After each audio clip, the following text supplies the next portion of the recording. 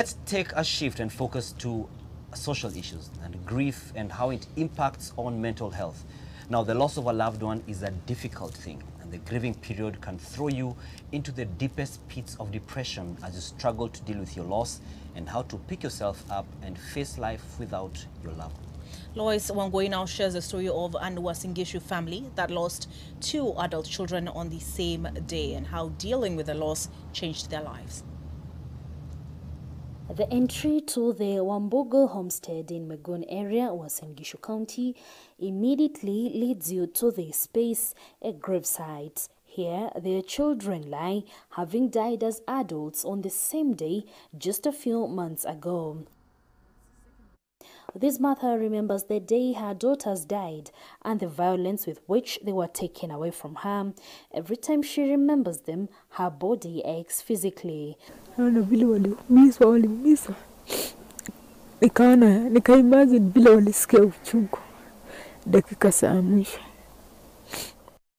The daughters, aged 33 and 31, were killed in an accident in October last year. Their father says he hides his pain frequently because in African setting, men don't grieve openly, but the more he hides his grief, the more painful it is. Kuamini ati wameenda ilikuwa bado ni ngumu. Kwa sababu hawa wasichana walikuwa karibu sana na mimi, wacha niseme hivyo.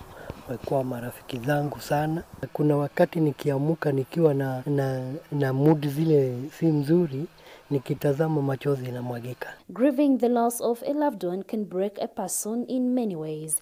And while this mother had her friends to help her through the grief, Wambugu says he had never felt more alone in his life. And so he turned to God. Mungu alinisaidia na nikaweza tu kustahimili hiyo uchungu na nguvu ikanirudia tena. We can never get used to death, and it doesn't matter. And it's very hard to hear somebody say, now I've lost until I'm used to it. Loss is loss.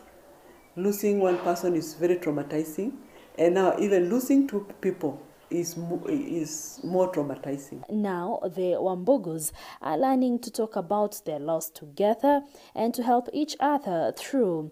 And although they still have other children, they admit that the hole left in their hearts will stay forever.